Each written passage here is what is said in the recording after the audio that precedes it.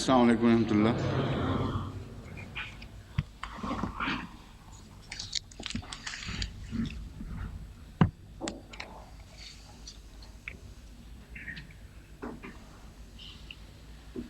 اعوذ باللہ من الشیطان الرجیم، بسم اللہ الرحمن الرحیم۔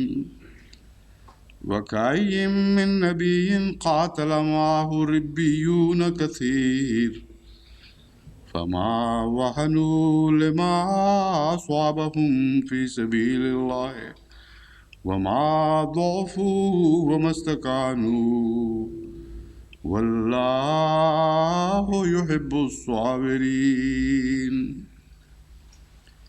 وما كان قولهم إلا أن قالوا ربنا اغفر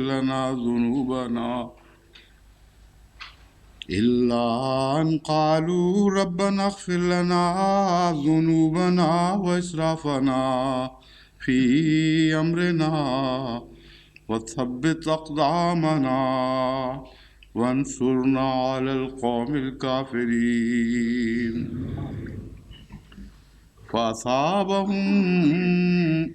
فأصابهم الله ثواب الدنيا وحسن ثواب الآخرة والله يحب المحسنين۔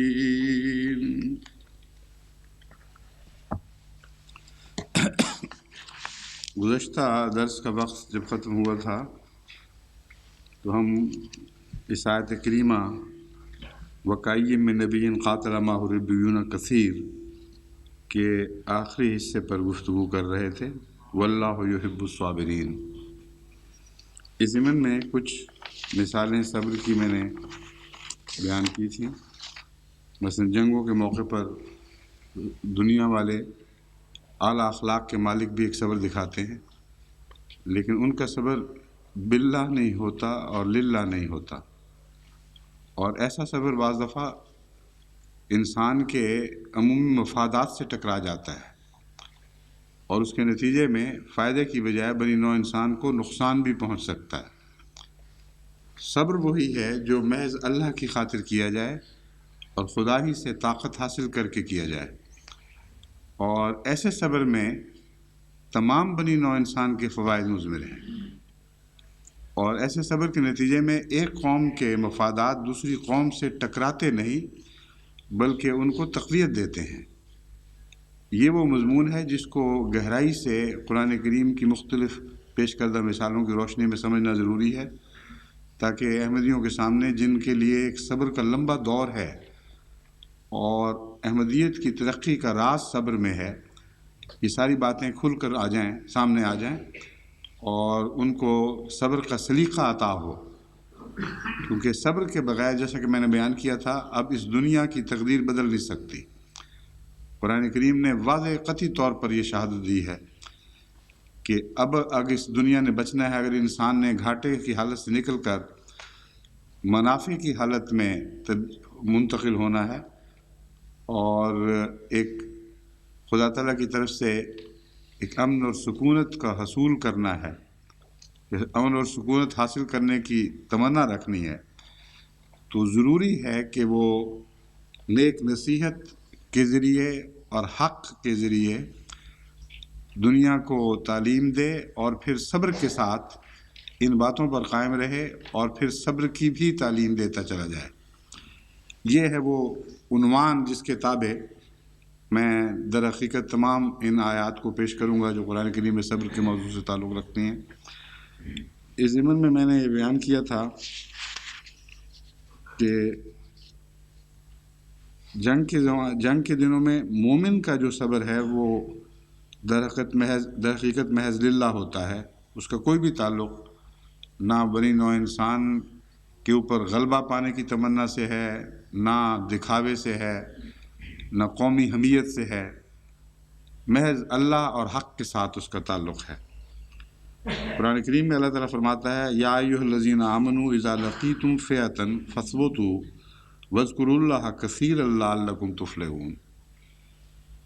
اے وہ لوگو جو ایمان لائے ہو، جب کسی جماعت سے تمہارا مقابلہ ہو، فثبتو ثابت قدم رہو، اور اللہ کا ذکر کثرت کے ساتھ کیا کرو، لعلکم تفلحون، تاکہ تم نجات پاؤ۔ جیسا کہ میں نے بیان کیا تھا، جو محض للہ صبر ہے اس میں مدد بھی خدا ہی سے مانگی جاتی ہے۔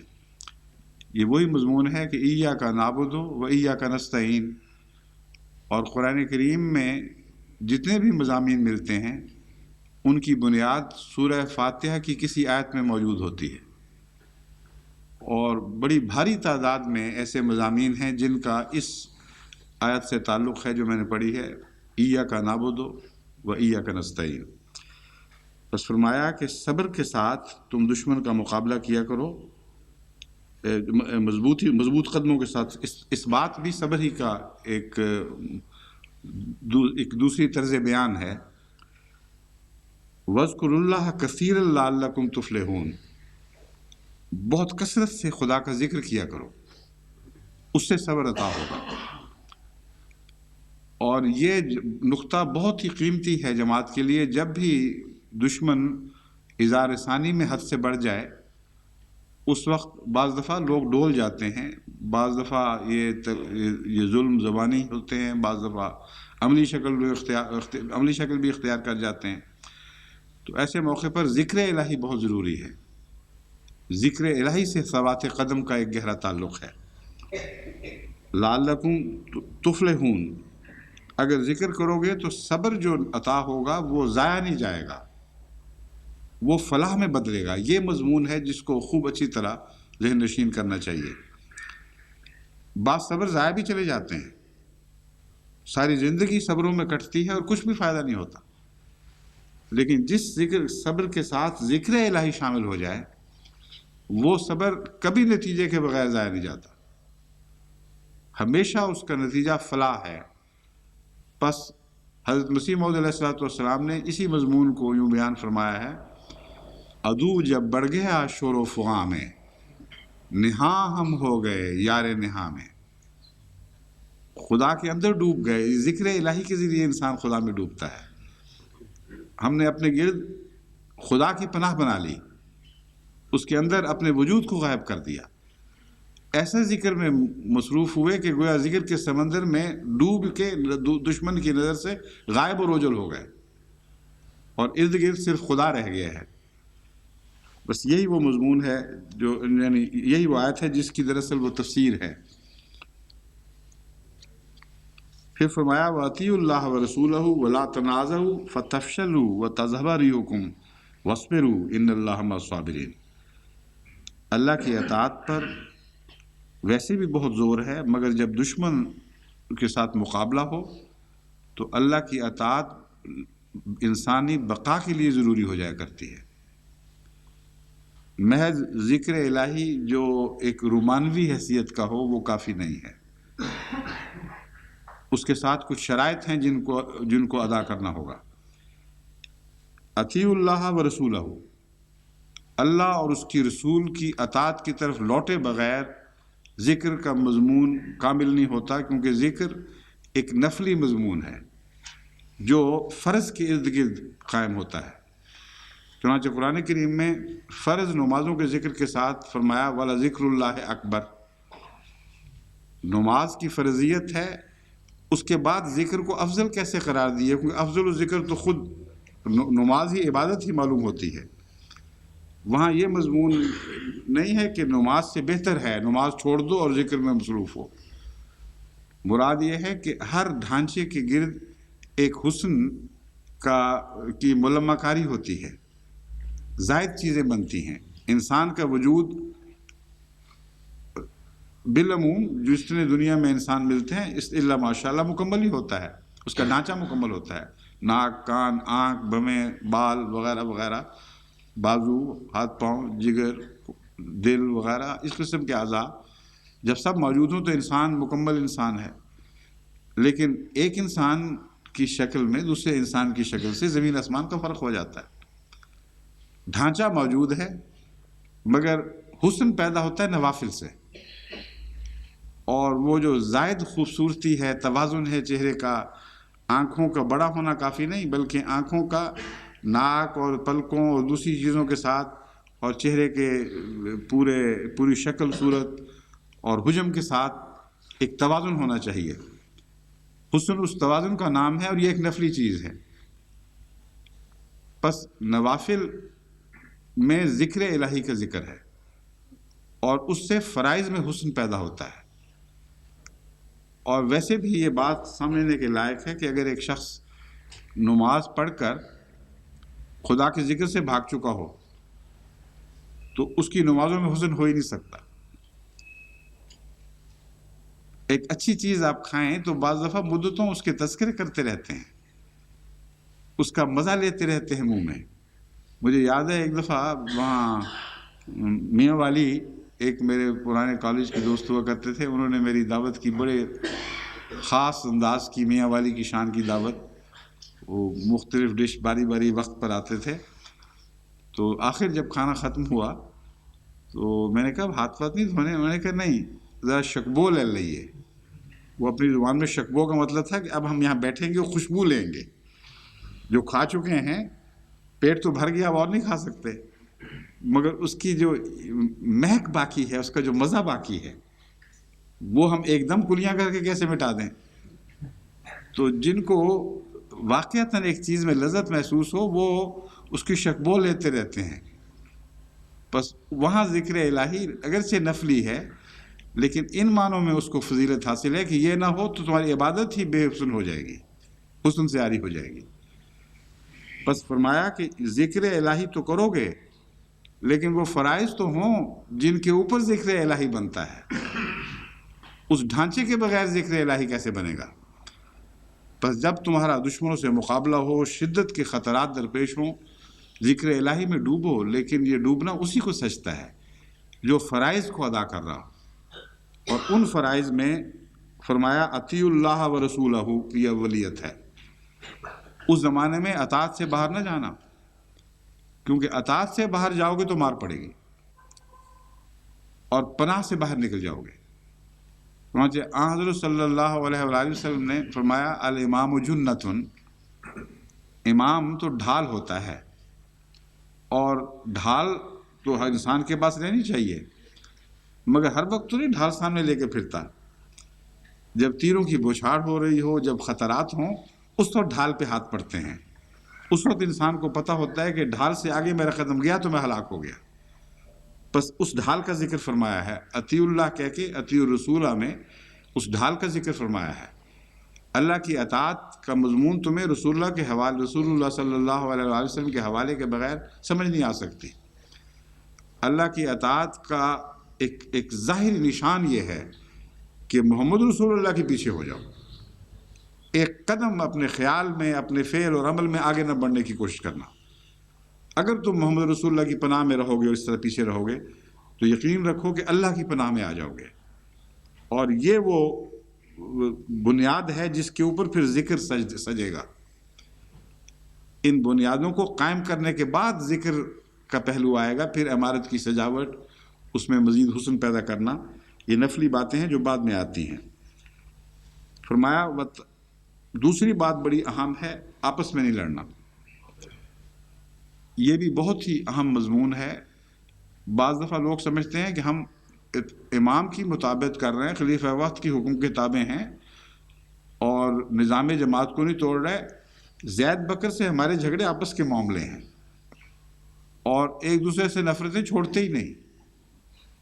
بعض جماعتیں ایسی بٹ گئی ہیں جہاں ایک عہدیدار کے ساتھ کچھ دوسرے شامل، کچھ سابق امیر کے ساتھ ایک پارٹی بنی ہوئی ہے جو اس کا ذکر خیر ہی نہیں چھوڑتی، اور کچھ نئے امیر کے ساتھ پارٹی بنی ہوئی ہے جو نئے کا ذکر خیر اور سابق میں کیڑے ڈالنے کو اپنا ثواب سمجھتی ہے۔ بہت کم ہیں ایسے واقعات، لیکن ہیں۔ میں نام نہیں لینا چاہتا جماعت کا، ایک دو دفعہ نام لیے تھے تو بہت تکلیف پہنچی تھی جماعتوں کو، اس لیے اب میں توبہ کر لی اس بات سے، بغیر ذکر کے ہی مجھے نام لیے ہی بات کرنی چاہیے تھی۔ تو بہرحال اللہ معاف کرے اس غلطی کو، آئندہ سے میں صرف باتیں بتاؤں گا، اور یہ باتیں ہو رہی ہیں۔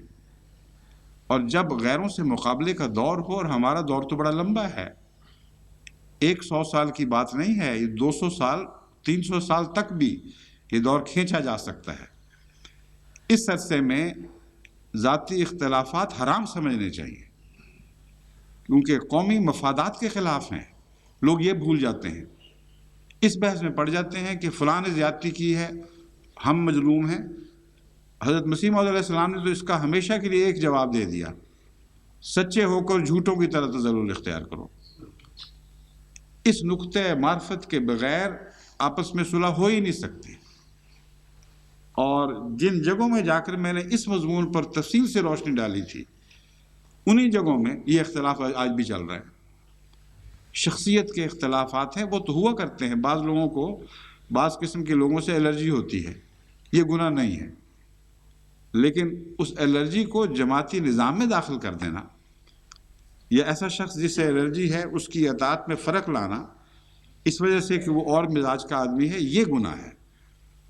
اور فی زمانہ جب کہ جماعت احمدیہ کو ہر قسم کے خطرات درپیش ہیں، ذاتی اختلافات بھی گناہ بن جائیں گے۔ اگر تم نے اس آیت کو مضمون کو سمجھا تو سمجھو کہ خدا کی طرف سے یہ انذار ہے، وَلَا تَنَازَعُوا فَتَفْشَلُوا وَتَذْهَبَ رِيحُكُمْ وَاصْبِرُوا۔ آپس میں چھوٹی چھوٹی باتوں پہ جھگڑے اور اختلاف نہ کرو، تمہاری ہوا نکل جائے گی، روب جاتا رہے گا۔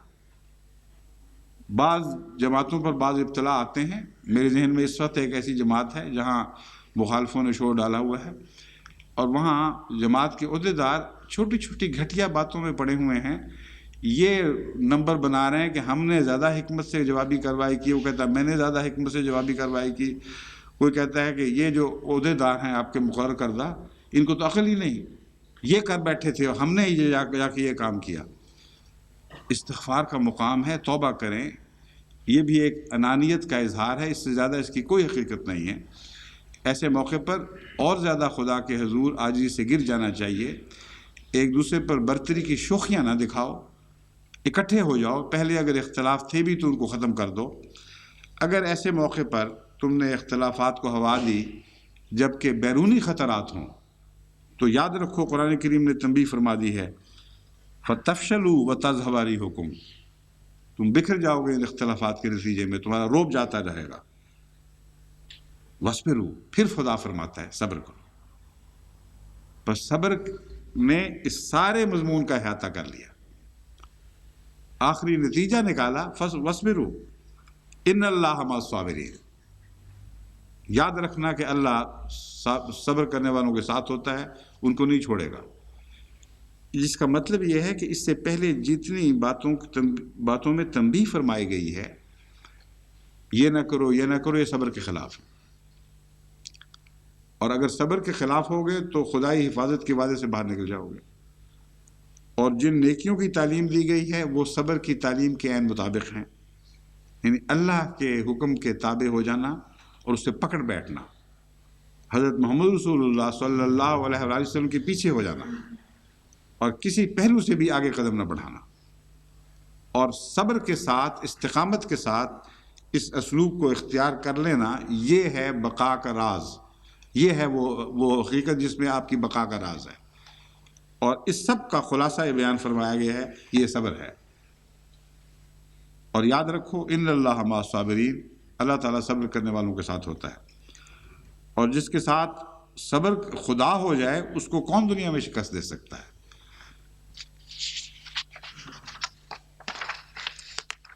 پھر جنگ کے دنوں میں پہنچنے والی تکلیفوں پر صبر کے ضمن میں، یعنی محض للہ، یہ سارے وہ صبر کے مضامین ہیں جو عام انسانی مضامین سے بالا سطح کے مضامین ہیں، جن میں خدا تعالیٰ کی ذات آپ کے کردار کو تشکیل دے رہی ہوتی ہے۔ وہ کردار ہے اصل کردار جس کے نتیجے میں دنیا قائم کی جا سکتی، دنیا میں نیکیاں قائم کی جا سکتی ہیں اور دنیا کی بقا کے سامان ہو سکتے ہیں۔ فرمایا یا ایھا الذین آمنوا استعینوا بالصبر والصلاۃ ان اللہ مع الصابرین۔ اے لوگو جو ایمان لائے ہو، صبر کے ساتھ خدا کی مدد مانگا کرو، اور صلاۃ کے ساتھ، یعنی جن دنوں میں تکلیفوں کے وقت ہوں عبادت بڑھ جانی چاہیے۔ پہلی آیت میں فرمایا تھا ذکر الہی سے طاقت حاصل کرنا، اور ساتھ ضمناً بیان فرما دیا کہ ذکر الہی کی بنیاد قائم نہیں ہوتی جب تک تو عبادت پہ قائم نہ ہو۔ اب فرمایا ہے بنیادی طور پر عبادتوں میں بھی زیادہ زور مارو، اور پہلے اگر سستی دکھاتے تھے تو اب اس پر مضبوطی سے قائم ہو جاؤ، کسی قسم کی غفلت کو پاس نہ پھٹکنے دو، عبادت کا حق ادا کرو اور عبادت کے ذریعے مدد مانگو۔ خدا تعالیٰ اپنے عبادت کرنے والے بندوں پر خاص شفقت کی نگاہ رکھتا ہے اور عبادت کرنے والوں کو ضائع نہیں ہونے دیتا۔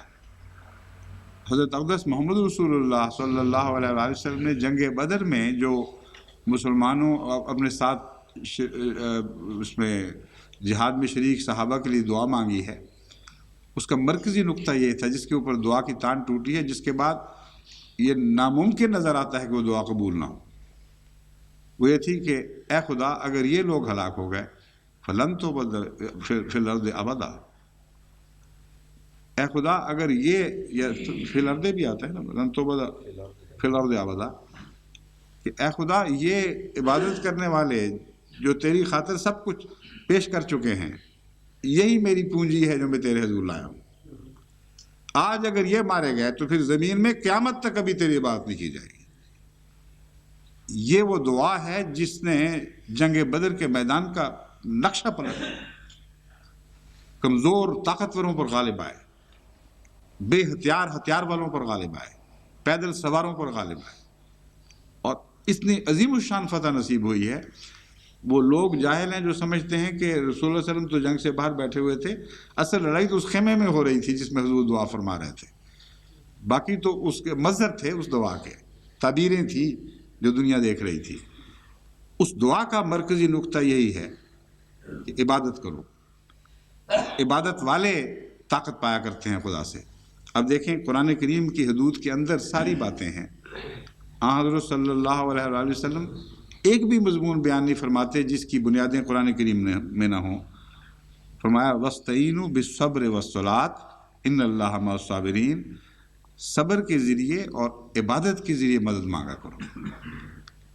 اگر صبر نصیب ہو، اور یہاں عبادت پر صبر کا مضمون بھی شامل ہو گیا، محض تکلیفوں پر صبر کافی نہیں ہے، عبادت کرو اور عبادت پر صبر اختیار کرو، پھر دیکھنا کہ ایسے صبر والوں کو اللہ ضائع نہیں کیا کرتا، وہ ان کے ساتھ ہوتا ہے۔ وَلَا تَقُولُوا لِمَنْ يُقْتَلُ فِي سَبِيلِ اللَّهِ أَمْوَاتٌ بَلْ أَحْيَاءٌ وَلَٰكِن لَا تَشْعُرُونَ، ایسے صبر کے نتیجے میں نقصان ہو ہی کوئی نہیں سکتا۔ صبر کے مضمون کا نقصان کے ساتھ ایک گہرا تعلق ہے، جتنا بڑا نقصان پیش نظر ہو اتنا زیادہ صبر کے لیے امتحان ہوا کرتا ہے، اور صبر لوگوں کے ٹوٹتے ہیں نقصان کی شدت کے پیش نظر، جب سمجھتے ہیں کہ اب اگر ہم نے اور یہاں اسی بات پر قائم رہے تو یہ بھی جاتا رہے گا، یہ بھی جاتا رہے گا، اس وقت پھر آخری طور پر بوکھلاہٹ میں آ کر وہ اپنے موقف سے ہٹ جاتے ہیں، اپنے عزائم سے روگردانی کر جاتے ہیں۔ تو خدا تعالیٰ نے صبر کو طاقت دینے کے لیے مضمون بیان فرمایا ہے۔ زیادہ سے زیادہ خدا کی راہ میں یہی ہوگا کہ تو کچھ لوگ مارے جائیں گے، لیکن جو مارے جائیں گے وہ ان سے بہتر ہیں جو پیچھے رہ گئے، ان معنوں میں کہ وہ ان سے زیادہ دائمی زندگی ابھی پا چکے ہیں۔ ضروری نہیں ہے کہ وہ ہر پیچھے رہنے والے سے بہتر ہوں، یہ مضمون نہیں ہے، مراد یہ ہے کہ ان سے کم حال میں نہیں ہیں، کیونکہ پیچھے رہنے والوں کے متعلق قرآن کریم کی ایک اور آیت یہ بتا رہی ہے وَمِنْهُمْ مَنْ قَضَىٰ نَحْبَهُ وَمِنْهُمْ مَنْ يَنْتَظِرُ، ان میں ایسے بھی ہیں جنہوں نے اپنی نیتوں کو پورا کر دیا، اپنی جانیں پیش کر دیں اور قبول ہو گئی، کچھ ایسے ہیں جو انتظار کر رہے ہیں۔ تو انتظار والے بھی دراصل شہداء کی فہرست میں ہی داخل ہیں خدا کے حضور۔ پس جو شہید ہو گئے یا جن کا انتظار خدا کے ہاں شہادت کے مرتبے پر لکھا گیا ہے، وہ ان سب سے بہتر ہیں جو ان دونوں دائروں میں داخل نہیں ہیں۔ یہ وہ مضمون ہے جس کی طرف توجہ دلائی گئی ہے۔ وَلَا تَقُولُوا لِمَنْ يُقْتَلُ فِي سَبِيلِ اللَّهِ أَمْوَاتٌ، جو مر جائیں خدا کی راہ میں ان کو مرنے والا نہ کہو، وہ مردہ نہیں ہے، بل احیاء ولکن لا تشعرون، بلکہ وہ زندہ ہیں لیکن تمہیں علم نہیں ہے، تم شعور نہیں رکھتے کہ کن معنوں میں زندہ ہیں۔ یہاں لفظ شعور کا ایک مفہوم فی زمانہ ہم پر واضح ہوا ہے۔ بہت سی ایسی حقیقتیں ہیں جن کا تصور انسان کو علم کے باوجود نہیں ہو سکتا، اور وہ ڈائمینشنل جو نئے نئے ایوان ہمارے سامنے کھل رہے ہیں، نئی ڈائمینشنز کے، میں ان کی طرف اشارہ کر رہا ہوں۔ جن ڈائمینشنز میں ہم پیدا ہوئے ہیں، وقت اور جگہ اور اس قسم کے 4 ڈائمینشنز جن کے اندر ہم زندگی گزار رہے ہیں، طرفیں، اطراف وغیرہ سب، ان ڈائمینشنز کے علاوہ بھی ڈائمینشنز موجود ہیں، اور ان کا تعلق اس مضمون سے ہے کہ وَلَٰكِن لَا تَشْعُرُونَ۔ حضرت صلی اللہ علیہ وآلہ وسلم نے اس مضمون پر روشنی ڈالی، جنت کے عرض السماء والارض کے برابر ہونے کے مضمون پر، وہ میں پہلے ذکر کر چکا ہوں۔ وہ جنت جو زمین و آسمان پر حاوی ہو، ساری کائنات پر حاوی ہو، اس نے جہنم کے لیے کون سی جگہ چھوڑی ہے، اور ہم لوگوں کے لیے کون سی جگہ چھوڑی ہے جو اس دنیا میں بس رہے ہیں یا بسیں گے؟ رسول اللہ صلی اللہ علیہ وسلم نے فرمایا یہی ہیں وہ بھی، تمہیں سمجھ نہیں ان باتوں کی۔ تو جہاں شعور کی طاقت سے بڑھ کر بات ہو رہی ہے، وہاں اللہ تعالیٰ یہ اشارہ کر دیتا ہے کہ تم سمجھ تو نہیں سکو گے، لیکن یاد رکھو ایسی باتیں ہیں جو حقیقتیں ہیں، لیکن تم ان کو پوری طرح ان کا ادراک نہیں پورا کر سکتے۔ اب ہمارے لیے نسبتاً آسان ہو گیا ہے اس زمانے میں، جہاں میں بات کر رہا ہوں، یہاں جو لہریں پیدا ہو رہی ہیں جو ساری دنیا میں مرتعش ہو رہی ہیں، اگر ہم باقاعدہ تصویر اور آواز کی صورت میں ان کو ڈھلتا نہ دیکھیں تو آدمی تصور بھی نہیں کر سکتا کہ یہ تصویر یا آواز ہزار ہاں بلکہ لاکھوں میل کے فاصلے تک اسی طرح چل رہی ہے، اور جب اترے گی تو شیشوں میں ڈھل کر واضح ہوگی اور نظر آئے گی۔ بس یقین تو ہو گیا، لیکن یہ کیسے ہوتا ہے اس کی اکثر لوگوں کو کوئی سمجھ نہیں، لیکن اس کا کچھ نمونہ دیکھ لیا۔ قرآن کریم فرماتا ہے یہ جو زندہ ہیں ان کا بھی ایسا ہی معاملہ ہے کہ خدا کے بعض قوانین کے تابع ان کو ایک زندگی عطا ہوئی ہے، اور وہ زندگی حقیقی ہے، اور وہ لوگ جو نہیں ان باتوں کو ابھی سمجھتے، ابھی ان کا وقت نہیں آیا، ان کو چاہیے ایمان لے آئیں، لیکن شعور ان کو حاصل نہیں ہو سکتا۔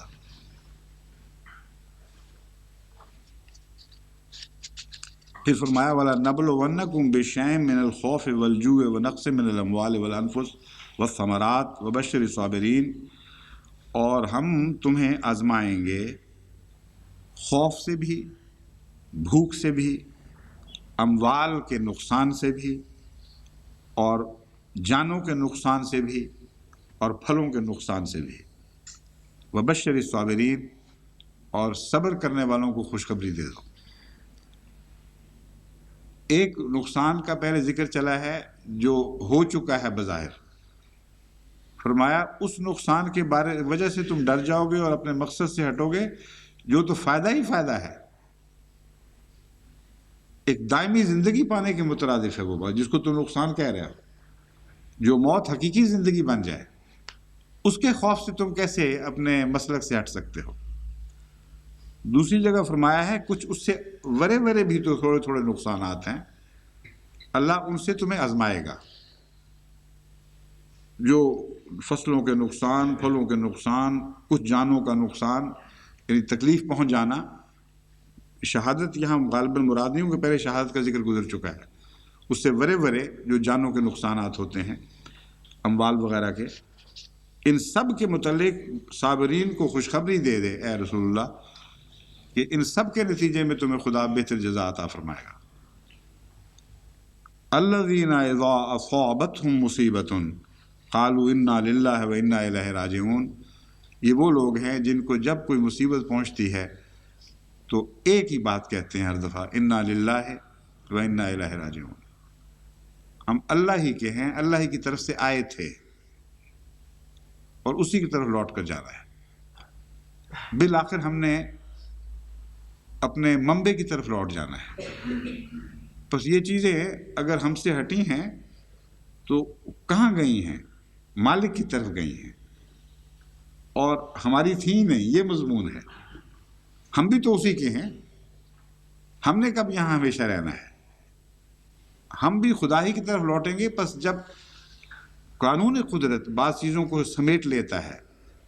یہ دراصل انا للہ و انا الیہ راجعون کی عملی تصویر ہے جو اب قانون قدرت کی صورت میں ابھرتے اور بنتے دیکھتے ہیں۔ ہر چیز مدر ارتھ کی طرف واپس لوٹ رہی ہے۔ یہ جو کل کائنات ہے یہ تو بڑا وسیع مضمون ہے، میں زمین کے حوالے سے آپ کو بتاتا ہوں۔ زمین کے ارد گرد ایسی لہریں، ایسی لیئرز بنی ہوئی ہیں، ایسے غلاف چڑھے ہوئے ہیں جو نہ صرف یہ کہ بیرونی نقصان سے آپ کو بچا رہے ہیں، بلکہ زمین کی طاقتوں کے ضائع ہو کر باہر نکل جانے سے کی راہ میں حائل ہیں، اور مجموعی زمین کی انرجی کو کنزرو کرنے میں ایک غیر معمولی اہمیت کا کردار ادا کر رہے ہیں۔ پس جو چیز لوٹتی ہے وہ خدا ہی کی طرف لوٹتی ہے، اپنے منبع کی طرف لوٹتی ہے۔ یہ قدرت میں بھی مضمون جاری و ساری ہے، اور جو لوٹتی ہے وہ ضائع نہیں ہوا کرتی، وہ پھر کسی اور شکل میں ابھرتی ہے۔ بس محفوظ ترین رجت وہی ہے جو اپنے منبع کی طرف لوٹنے کی صورت میں ظاہر ہو۔ اور قرآن کریم نے ہمیں یہ خبر دی کہ جب تمہیں کوئی نقصان پہنچا کرے تو یہ نہ سمجھا کرو کہ تم مالک تھے، تم سے چیز ہٹ کر کہیں اور گئی ہے۔ چیز وہاں گئی ہے جو مالک ہے، اور تم بھی اسی کی طرف جاؤ گے۔ اس لیے نقصان کے مضمون کا عرفان بتا کر، جس کو ہم نقصان کہتے ہیں، صبر کو تقویت دے دی گئی ہے۔ بس یہ سارا مضمون دراصل صبر کو تقویت دینے کے لیے بیان ہوا ہے، شروع سے آخر تک۔ کس طرح صبر کو طاقت دو گے؟ اگر یہ باتیں سوچو گے تو تمہارے صبر کو تقویت ملے گی، یہ باتیں کرو گے تو تمہارے صبر کو تقویت ملے گی، ان باتوں سے پرہیز کرو گے تو تمہیں صبر نصیب ہوگا۔ یہ مضمون ہے جو اس آیت میں تفصیل سے بیان ہوا، کسی قدر تفصیل سے بیان ہوا۔ بعض اور آیتوں میں اس کے بہت اور پہلو بیان ہوئے ہیں۔ صبر کا دفاع سے گہرا تعلق ہے۔ یہ مضمون جو چل رہا ہے کہ جنگوں میں صبر کرو، مصیبتوں میں، ابتلاؤں میں صبر کرو، دشمن کی طرف سے جو نقصان پہنچتے ہیں یا خطرات درپیش ہوتے ہیں صبر کرو، دراصل صبر کا دفاع سے ایک گہرا تعلق ہے۔ قرآن کریم نے اس مضمون کو یوں بیان فرمایا، یعنی عام حالات میں بھی، صرف جنگ کے دوران نہیں، جب امن کے حالات ہوں اس وقت بھی صبر کی پناہ میں رہنا، یہ مضمون بیان ہوا ہے۔ اس مضمون کو اپنے نقطۂ معراج کی طرف بڑھایا گیا ہے۔ قرآن کریم کی تعلیم کا اس پہلو سے جب آپ دیگر تعلیموں سے موازنہ کریں تو قرآن کریم کی تعلیم کا عشر اشیر بھی کہیں آپ کو دکھائی نہیں دے گا۔ لوگ کہتے ہیں، قرآن کریم فرماتا ہے کہ 3 آیتوں کی مثال لاؤ، 10 کی لاؤ، اتنوں کی لاؤ۔ وہ مضمون سمجھتے نہیں ہیں، ورنہ تو اس قسم کی آیتیں بنانے والے کئی پیدا ہوئے تھے، اپنی طرف سے انہوں نے بنائی بھی تھی۔ لیکن قرآن کریم کی تعلیم میں ڈوب کر جب آپ آیتوں پر غور کرتے ہیں تو اس کی کوئی مثال دنیا میں کہیں دکھائی نہیں دیتی۔ صبر کے مضمون اب آگے بڑھ رہا ہے آپ کو، اور اس درس پہ تو ختم نہیں ہو سکے گا، آپ کو صبر کرنا پڑے گا اگلے سال تک۔ تو پھر آپ دیکھیں گے کہ تمام دنیا کے اہل علم کو آپ چیلنج کر سکتے ہیں، نکالو صبر کی تعلیم اپنی اپنی کتابوں سے اور دکھاؤ قرآن کریم کا مقابلہ کر۔ کوئی ہو تو سامنے آئے نا، کوئی ایسا نہیں ہے۔ کہیں دنیا میں ایسی عظیم الشان، ایسی کامل، اتنی حسین تعلیم صبر کی نہیں ملتی جیسے قرآن کریم میں ملتی ہے۔ اب دیکھیں امن کی حالت میں صبر اور دفاع کا اس کے ساتھ تعلق۔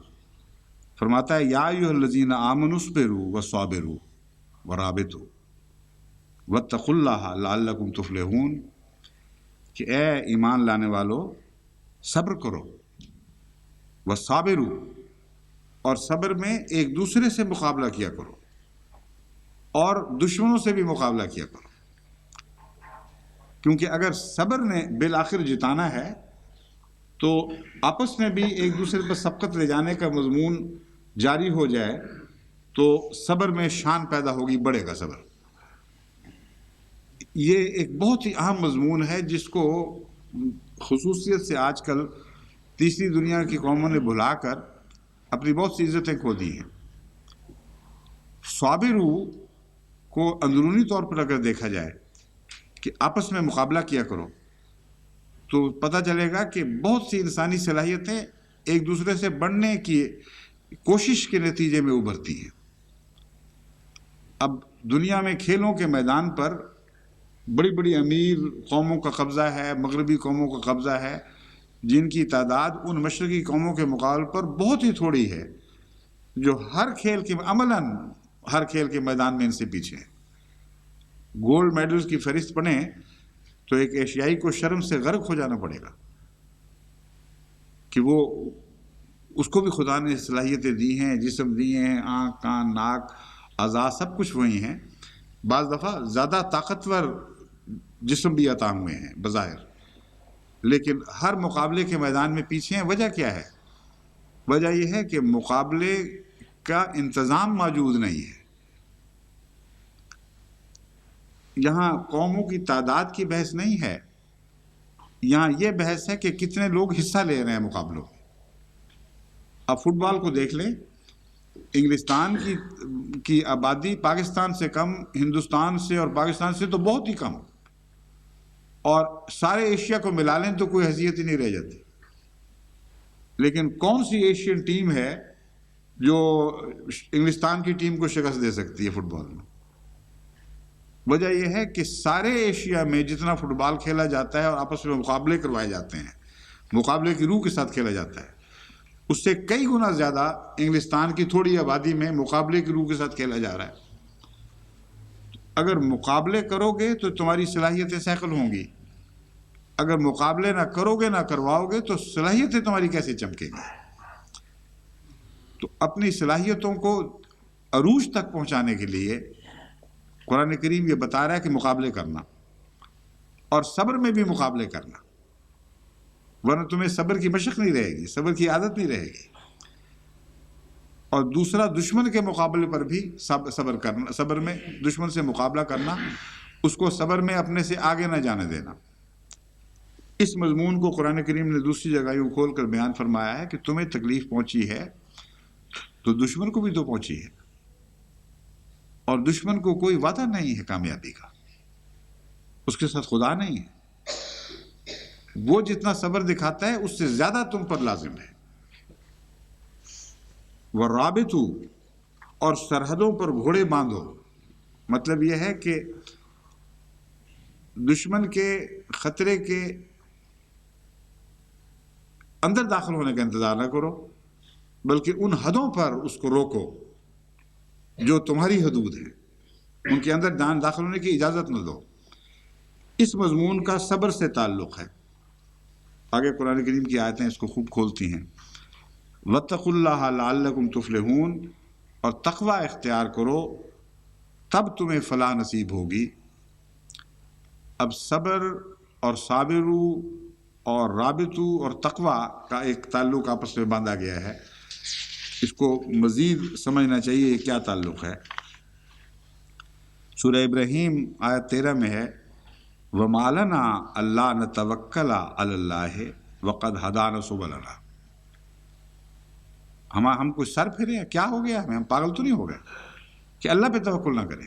وَمَا لَنَا کا مطلب جس طرح ہم کہتے ہیں ہمارے دماغ تو نہیں خراب کہ ہم خدا پہ توکل نہ کریں، ہمیں کیا ہو گیا ہے، ہم سر پھرے تو نہیں ہیں۔ وَقَدْ هَدَانَا سُبُلَنَا، اس نے رستے کھول کر بیان کر دیے ہیں کہ کن رستوں پہ فلاح ہوگی، کن رستوں پہ نہیں ہوگی۔ تعلیم ایسی کھول دی ہے کہ اس تعلیم کے نتیجے میں فلاح لازم ہے، اور اگر ہم ان رستوں پہ چلیں گے تو جس نے وہ تعلیم دی ہے وہ ضامن ہے اس بات کا کہ ہم کامیاب ہوں۔ تو جس نے رستے بنا دیے اور کھول دیے، مضمون روشن کر دیے، ان رستوں پر جو قومیں چل پڑتی ہیں ان کی کامیابی کا ضامن اس وہ رستے بنانے والا اور رستے کے مضمون سمجھانے والا ہے۔ اگر وہ ضمانت نہ دے تو پھر نعوذ باللہ ان لوگوں سے دھوکہ ہو گیا ہے۔ اور خدا تعالیٰ سے زیادہ سچے وعدے کرنے والا اور ذمہ داریوں کو قبول کرنے والا اور کوئی وجود ہو ہی نہیں سکتا۔ تو وقد ہدانا سبلنا میں یہ باتیں ہیں جس میں ایک مضمون بیچ میں شامل ہے، وہ یہ ہے کہ جہاں توکل کی ضرورت ہو وہاں توکل سے پہلے اس دائرہ کار سے تعلق رکھنے والی اللہ تعالیٰ کی نصیحتوں پر عمل ضروری ہے۔ اطیع اللہ و اطیع الرسول والا مضمون ہی ہے عملاً، لیکن اور رنگ میں پیش کیا جا رہا ہے۔ فرمایا جو رستے خدا نے اس مضمون میں ہمارے لیے بنا دیے، کھلے کر دیے، روشن کر دیے، سمجھا دیے، کوئی شک کی گنجائش باقی نہیں چھوڑی، یہ کافی نہیں، اس میں جو مضمون داخل ہے وہ یہ ہم ان پر چل پڑے ہیں، ہم نے اختیار کر لیا ہے۔ تو وہ قومیں جو مقابلے میں صبر دکھاتی ہیں ان کے لیے نصیحت ہے کہ توکل سے پہلے ان باتوں پر عمل کرنا ضروری ہے جو اس مضمون میں خدا تعالیٰ نے تمہیں سمجھا دی ہے۔ اس کا نتیجہ کیا نکالتے ہیں؟ وہ جو دعا کرتے ہیں یہ کہتے ہیں وَلَنَصْبِرَنَّ عَلَىٰ مَا آذَيْتُمُونَا۔ اور اس تعلق میں سب سے مرکزی بات جو خدا نے ہمیں سمجھائی، وہ راہیں جو ہم پر روشن کی، ان کا مرکزی نقطہ یہ ہے وَلَنَصْبِرَنَّ عَلَىٰ مَا آذَيْتُمُونَا، جتنی تم ہمیں تکلیف پہنچاؤ گے، جس طرح کی پہنچاؤ گے، ہم صبر ضرور کریں گے، صبر کا دامن نہیں چھوڑنا۔ وَعَلَى اللَّهِ فَلْيَتَوَكَّلِ الْمُتَوَكِّلُونَ۔ بس جو یہ مضمون پورا اس مضمون کا حق ادا کرتے ہیں ان کو توکل کرنے کا حق ہے، پھر وہ توکل کر سکتے ہیں، کیونکہ ایسی صورت میں اللہ تعالیٰ کبھی ان کا ساتھ نہیں چھوڑے گا، کبھی ان کو ضائع نہیں جانے دے گا، وہ ضرور فلاح پائیں گے۔ بس توکل کا صبر کے ساتھ جو تعلق ہے، اور اس صبر اور توکل کے درمیان جو بات شرط موجود ہے جس پر عمل کرنا ضروری ہے، یہ آیت ان تمام مضامین پر روشنی ڈال کر پھر بڑے فخر سے اعلان کرتی ہے فَعَلَى اللَّهِ فَلْيَتَوَكَّلِ الْمُتَوَكِّلُونَ۔ ان باتوں کو پورا کرنے کے بعد آئیں اب توکل کرنے والے، اور بے شک اللہ پر توکل کر کے دیکھ لیں، کبھی ان کا توکل ضائع نہیں جائے گا۔ پھر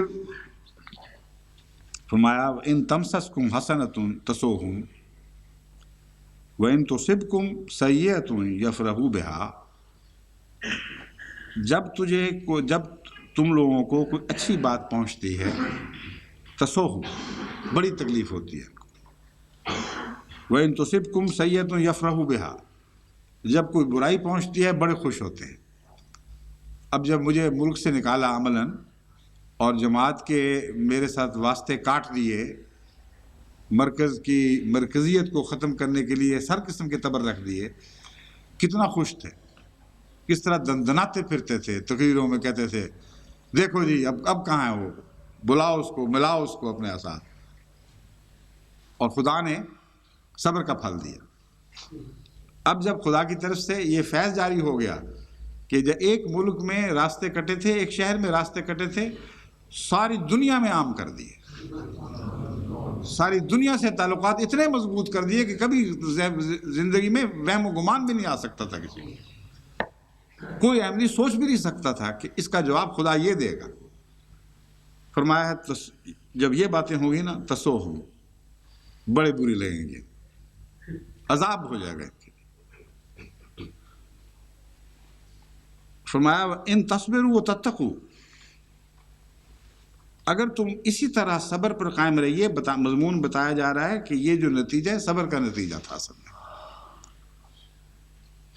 وَإِن تَصْبِرُوا وَتَتَّقُوا، جب تم نے صبر کے میٹھے پھل کھا لیے ہیں، جب تمہیں پتہ ہے کہ ہر اذیت کو خدا تعالیٰ پھر ایک راحت اور اطمینان اور ہر ناکامی کو کامیابی میں بدل دیتا ہے، تو یاد رکھنا ان تصبروا وتتقوا، اگر تم صبر کرو گے اور تقوی کے ساتھ اپنی نیکیوں سے چمٹے رہو گے، لا یضرکم کیدہم شیئا، تمہیں کبھی ان کا کوئی منصوبہ تکلیف نہیں پہنچا سکے گا، کوئی تدبیر، کوئی قید، کوئی گھٹیا منصوبہ تمہیں ذلیل اور ناکام کرنے میں کامیاب نہیں ہو سکتا۔ معمولی تکلیفیں پہنچیں گی، پن پر ایکس ہوں گے، کچھ زیادہ بھی تکلیفیں جذباتی پہنچ سکتی ہیں، مگر یہ بات کہ تمہیں ناکام کر دیں یہ ناممکن، یہ ان کے قبضہ قدرت میں نہیں۔ ان اللہ بما یعملون محیط، خدا تعالیٰ تو ان کی سارے اعمال پر گھیرا ڈالے ہوئے ہیں، تمہیں تو علم نہیں کہ تمہارے پیچھے کیا کیا منصوبے باندھ رہے ہیں، کیا کیا شرارتیں سوچ رہے ہیں، مگر خدا کے گھیرے سے باہر نہیں نکل سکتے، خدا تعالیٰ کی قبضہ قدرت میں ہیں یہ لوگ۔ بس اس کی پناہ میں آؤ، اس کا صبر کرو، اس کا تقوی اختیار کرو، تو پھر تمہیں فکر ہی کوئی نہیں ہے۔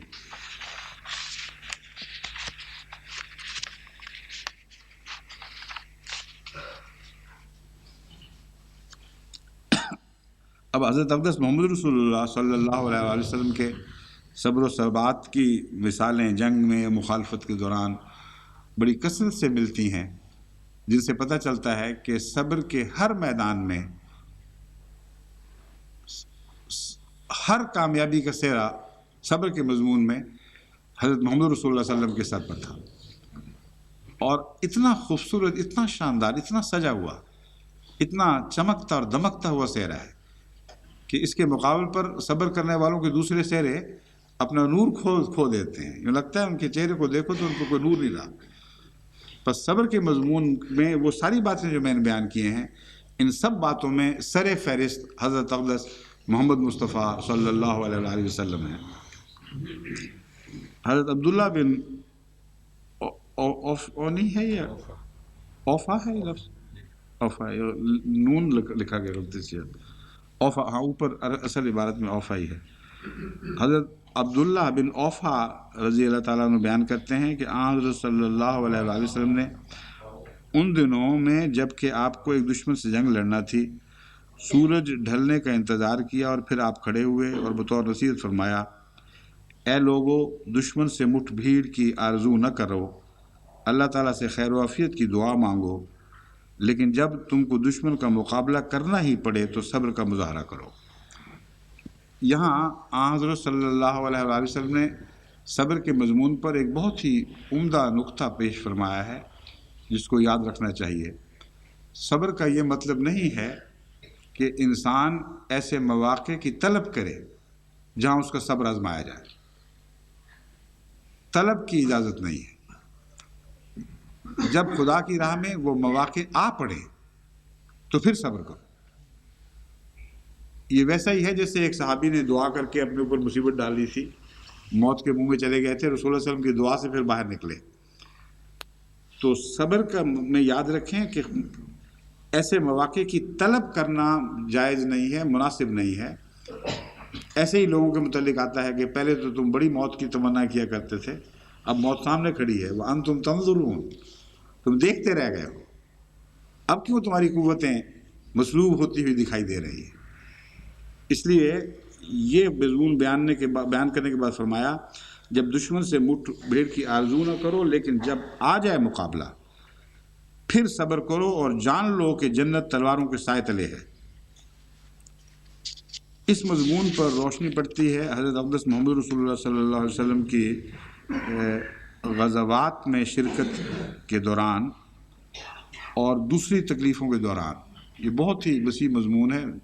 ایک مثال تو آپ کے سامنے ہے غزوہ احد کی، جس کے ضمن میں یہ آیات نازل ہوئیں اور جن کا تذکرہ بطور خاص ان آیات میں ملتا ہے۔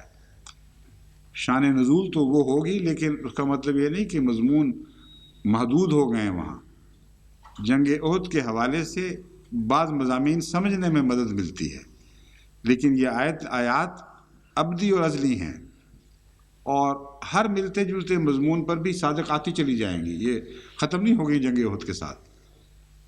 اس حوالے کے ساتھ میں بتاتا ہوں کہ اس تنبیہ کے بعد میں بتاتا ہوں کہ جنگ احد میں جیسا صبر حضرت محمد رسول اللہ صلی اللہ علیہ وآلہ وسلم نے دکھایا ہے، اس کی کوئی مثال کسی اور صحابی کی ذات میں بھی آپ کو دکھائی نہیں دیتی۔ اور اس کے بہت پہلو ہیں، جو بعض ان میں سے بولتے ہوئے پہلو ہیں، بعض خاموش پہلو ہیں۔ عموماً بولتے ہوئے پہلوؤں کا تو ذکر کر دیا ہے لوگوں نے، لیکن خاموش پہلوؤں کا ذکر نہیں کیا۔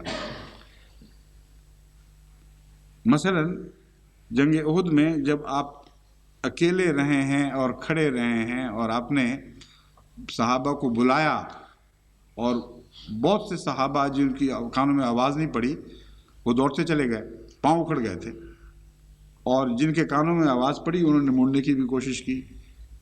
لیکن اگر قرآن کریم یہ واقعہ بیان نہ کرتا تو رسول اللہ صلی اللہ علیہ وسلم نے خود کوئی شکایت نہیں کی۔ ایک بھی حدیث میرے علم میں نہیں آئی، میں نے بہت غور کر کے دیکھا ہے، اگر کوئی ہے تو مجھے کوئی بتایا جائے۔ میں یہ دعویٰ نہیں کرتا کہ سب حدیثوں پر نظر ہے، مگر اب تک میرے علم میں ایک بھی حدیث نہیں آئی کہ اگر یہ آیت نازل نہ ہوتی تو ہم یہ کہہ سکتے کہ رسول اللہ صلی اللہ علیہ وسلم نے شکوہ کیا تھا تم وہ لوگ ہو جو مجھے چھوڑ کے بھاگ رہے تھے، بلکہ جن کو تانا دیا ان کی حفاظت فرمائی، جن کو شرمندہ کیا گیا ساتھیوں کی طرف سے ان کے حق میں وہاں حضور صلی اللہ علیہ وسلم نے گفتگو فرمائی ہے، لیکن اپنی طرف سے کوئی شکوہ نہیں کیا۔ اللہ تعالیٰ کی ذات سے کوئی شکوہ نہیں ہے۔ یہ خدا تعالیٰ فرماتا ہے کہ اگر محمد رسول اللہ قتل بھی ہو جاتے تو تمہیں حق نہیں تھا، لیکن یہ مطلب نہیں ہے کہ قتل ہونے دینا تھا، ساتھ ہی کچھ دیر کے بعد بتا دیتا ہے اس سے تو میرا وعدہ تھا، اذن کے بغیر جا کیسے سکتا تھا۔ لیکن جہاں تک انسانی نقطہ نگاہ ہے، جہاں جس زاویے سے لوگ دیکھتے ہیں اس زاویے سے بھی بیان کیا گیا ہے کہ انبیاء قتل ہوئے ہیں، تمہیں قتل کے نتیجے میں دین سے پھرنے کا حق نہیں تھا، یہ خدا تعالیٰ نے ہم پر روشن فرمایا ہے، مگر رسول اللہ صلی اللہ علیہ وسلم کی طرف سے یہ شکوہ نہیں ملتا۔ اے خدا تو نے مجھ سے وعدہ کیا تھا میں تیرے ساتھ ہوں، اب تو نے مجھے کیوں چھوڑ دیا ہے؟ حضرت عیسیٰ علیہ السلام کی ہمارے دل میں بڑی عزت ہے، کوئی شک ہی نہیں، انبیاء میں بڑے اولو العزم انبیاء میں سے ایک بڑے شان کے نبی تھے، اور ان کی سب سے بڑی شان یہ ہے کہ خدا تعالیٰ نے امت محمدیہ میں آنے والے کو کوئی اور لقب نہیں دیا سوائے مسیح کے، اور دوسرے لقب جو ہیں وہ دیے گئے ہیں اذ الرسول اقتت کی شکل میں، لیکن اور طرح پردے میں ڈھانپ کر دیے گئے ہیں، لیکن نمایاں کر کے اگر کسی کو کوئی شان عطا کی گئی ہے تو غلام محمد کو مسیح کہہ کر اس کی عزت افزائی فرمائی گئی ہے۔ حضرت مسیح موعود علیہ السلام نے اس مضمون کو بیان فرمایا ہے کہ دیکھو برتر گمان و وہم سے احمد کی شان ہے، جس کا غلام دیکھو مسیح الزمان ہے۔ بس یہ تو ایک محبت کرنے والا کا دعویٰ ہی ہے نا۔ دیکھنا یہ ہے کہ واقعتاً جب موازنہ کر کے دیکھتے ہیں تو کہاں کہاں حضرت رسول اللہ صلی اللہ علیہ وسلم کی شان مسیح کی شان سے نمایاں طور پر برتر دکھائی دیتی ہے۔ جب صلیب کے واقعہ پر آپ غور کرتے ہیں تو آخری آواز جو مسیح کی سنائی دیتی ہے وہ ہے ایلی ایلی لما شبقتانی، اے خدا تو نے تو وعدے کیے تھے، میں نے دعائیں کی، میں نے ساری رات گریہ وزاری کی، اپنے ساتھیوں کو جگایا، تیری رحمت کی کا طلبگار ہوا، اور تو نے وعدے کر دیے تھے۔ یہ مضمون شامل ہے اس میں، ورنہ لما شبقتانی کا شکوہ ہو ہی نہیں سکتا۔ اب تو کہاں ہے، کیوں مجھے چھوڑ دیا ہے؟ محمد رسول اللہ صلی اللہ علیہ وسلم بھی وعدے کیے گئے تھے، مگر اشارتاً یا کنایتاً بھی خدا تعالیٰ کے حضور محمد رسول اللہ نے کوئی شکوہ نہیں کیا، ہر چیز کو قبول کرنے کے لیے تیار بیٹھے تھے۔ یہ بات خدا کے سپرد کر دی کہ تو بہتر جانتا ہے ان وعدوں کا کیا مطلب تھا، ان کا کیا مطلب ہے، میں تو جان دینے کے لیے حاضر ہوا تھا، اگر قبول بھی ہو جاتا تو شکوہ کا کوئی سوال نہیں۔ پھر جنگ کے اس کے بعد زخموں کا ذکر کوئی نہیں ملتا کہیں۔ رسول اللہ صلی اللہ علیہ وسلم کی طرف سے صحابہ بتاتے ہیں کہ آپ کو یہ چوٹ لگی، یہ ہوا، وہ ہوا۔ آپ ایک معمولی سے کسی جھگڑے میں ملوث ہو جائیں، کہیں دو چار مکے کسی کو پڑ جائیں تو گھر آ کے کس شان سے بتاتا ہے کہ دیکھو مجھے یہ لگی چوٹ، مجھے یہ چوٹ لگی، یا تکلیفیں پہنچی ہوں کسی اور وجہ سے، حادثے کی وجہ سے، تو آدمی کہتا ہے کہ دیکھو میں نے کیسا صبر کیا، کیسی کیسی سخت تکلیفیں کی۔ خدا کی راہ میں اٹھائی ہوئی تکلیفوں کا حضرت محمد رسول اللہ صلی اللہ علیہ وسلم کے ہاں کوئی ذکر شکوے کے رنگ میں نہیں ملتا۔ یہ ہے صبر کا اعلیٰ ترین مقام۔ واپس لوٹے ہیں ان زخم، میں نے پہلے بھی ذکر کر دیا ہے، جس کیفیت میں حضرت صلی اللہ علیہ وسلم کہ جسم دکھوں سے چور تھا، کوئی شکوہ نہ رسول اللہ صلی اللہ علیہ وسلم خدا سے نہ صحابہ سے۔ یہ ہے صبر کا اعلیٰ مقام جس پر محمد رسول اللہ سے بڑھ کر اور کوئی شخص کبھی فائز نہیں ہو سکتا تھا، نہ ہوا ہے۔ اور یہ ہے وہ الا ذو حظ عظیم کا مضمون جو رسول اللہ علیہ وسلم کی سیرت سے روشن تر ہوتا چلا جاتا ہے، سیرت پر غور کرنے سے روشن تر ہوتا چلا جاتا ہے۔ پھر جنگ حنین کے موقع پر جب اس قدر شدت کے ساتھ ریلا ہوا ہے دشمن کا کہ سارے میدان چھوڑ کے بھاگ رہے تھے، صرف چند غلام رسول اللہ علیہ وسلم کے ساتھ تھے، اس موقع پر دیکھنا یہ ہے کہ وہاں مجبوراً کھڑے تھے، کیا بات تھی، کیوں کھڑے تھے؟ اور اس امید پر کھڑے تھے کہ کچھ نہیں، دشمن کو پتہ بھی نہیں لگے گا میں کہاں ہوں، یہ بات نہیں ہے۔ اعلان کرتے ہیں جب تمام ساتھی چھوڑ کر بھاگے جا رہے ہیں، چند ایک کو توفیق ہے جو ساتھ کھڑے ہیں، جبکہ دفاع بظاہر ناممکن ہو جاتا ہے۔ اگر دشمن کی توجہ آپ کی طرف پلٹے اور دشمن یورش کرے تو ان چند آدمیوں کے ساتھ کیسے دفاع ممکن تھا؟ اس وقت اپنی سواری کو ایڑ لگاتے ہوئے فرماتے ہیں انا النبی لا کذب انا ابن عبد المطلب۔ دو ہی پہچانیں تھیں جن کو کفار سمجھ سکتے تھے، دونوں بیان کر دی تاکہ کوئی شبہ کی بات باقی نہ رہے۔ انا النبی لا کذب، میں نبی ہوں، میں جھوٹا نہیں ہوں، ایسا نبی ہوں جو جھوٹ نہیں بولا کرتا، اور میں ابن عبد المطلب کا بیٹا ہوں، ابن عبد المطلب ہوں۔ اگر میری شخصی پہچان چاہیے تو یہ ہے، میرے مرتبے کی پہچان چاہیے تو یہ ہے، آؤ آپ بے شک میری طرف آؤ۔ اور یہ ایک اور بھی اس میں بڑا لطیف مضمون ہے جس کی طرف نظر پڑتی ہے جو دل اشش کر اٹھتا ہے۔ بعض دفعہ ایک شخص کے پیچھے جب دشمن پڑا ہو تو اس کی توجہ بٹانے کے لیے بھی ایک اور طرف سے آواز آتی ہے کہ میں بھی ہوں، ادھر آؤ۔ چنانچہ میں نے جب دیکھا بل فائٹ دیکھی اسپین میں، تو پہلی دفعہ میں نے یہ نظارہ اپنی آنکھوں سے اس طرح دیکھا کہ جب ایک بل فائٹر جو وحشی بیل سے لڑ رہا ہوتا ہے اس کو خطرہ درپیش ہو اور وہ پچھاڑ کھا جائے یا کسی وجہ سے اس وحشی بیل کی زد میں آ جائے تو اچانک چاروں طرف سے لوگ نکل کر شور ڈال کر اور کپڑے ہلا ہلا کر اس بل کی توجہ اپنی طرف کرتے ہیں، اور جب وہ وحشی بیل ان کو چھوڑ کر ان کی طرف لبکتا ہے تو پھر چھلانگیں مار مار کے پناہ میں چلے جاتے ہیں۔ ان کی یہ بہادری نہیں ہے، وہ جانتے ہیں کہ ہمیں تو بہرحال نقصان نہیں پہنچا سکتا، لیکن اس کو نقصان سے بچانے کے لیے ایک طریق ہے۔ بس حضرت محمد رسول اللہ صلی اللہ علیہ وسلم نے اس موقع پر لوگوں کے لیے اپنے آپ کو فدا کرنے کا نمونہ پیش کیا۔ یہ مضمون نہیں کہ غلام بچا رہے تھے آپ کو، یہ بتایا تھا کہ محمد رسول اللہ میں تمہارا اتقاء ہے، محمد رسول اللہ تمہاری ڈھال ہے، اور اس کی یہ تفسیر آپ نے عملاً پیش فرمائی کہ انا النبی لا کذب انا ابن عبد المطلب، میں نبی ہوں، میں جھوٹا نہیں ہوں۔ عبد المطلب میرے پیچھے پڑے ہوئے ہو تو میری طرف آؤ، میرے غلاموں کو پیچھے کیوں جا رہے ہو، چھوڑو ان کو اور میری طرف آؤ۔ یہ ہے صبر کا، جنگ کے میدان میں صبر کا انتہائی مقام۔ اس سے اوپر دنیا میں کبھی کوئی فائز ہوا ہو تو مجھے لا کے دکھاؤ، اس کا ذکر کتابوں سے نکال کے دکھاؤ۔ کس عظیم عظمت کا آقا ہے۔ یہ درست ہے کہ صحابہ جان فدا کرنے کے لیے تیار رہتے تھے، مگر جب وہ مجبوری پیش آئی تو آپ نے ان کی حفاظت فرمائی ہے۔ بس جہاں بھی جنگ کے میدان میں آپ کو دیکھیں گے، اگر گہرائی سے مطالعہ کریں گے تو جو خاموش کردار ہے وہاں بہت زیادہ گہرے اور حسین اور عظیم الشان موتی اور جواہر آپ کو دکھائی دیں گے۔ عام طور پر سیرت کا مطالعہ بیان کرنے والوں کے حوالے سے کیا جاتا ہے، مجھے تو اس میں کوئی خاص مزہ نہیں آتا۔ ایک دیکھنے والے نے دیکھا، ایک بات کو بیان کر دیا، ہو سکتا ہے اس سے ہزاروں کو نہ زیادہ اور بھی باتیں ہوئی ہوں، اس کی نظر ہی نہ پڑی ہو، مگر رسول اللہ علیہ وسلم کے کردار کا گہرائی میں ڈوب کر قرآن کے بیان کردہ کردار کی روشنی میں جب مطالعہ کرتے ہیں تو جہاں آپ خاموش ہیں وہاں سب سے زیادہ حسین سیرت کا پہلو دکھائی دیتا ہے، اور جہاں بولتے ہیں خود وہاں پہ حسن بولتا ہے۔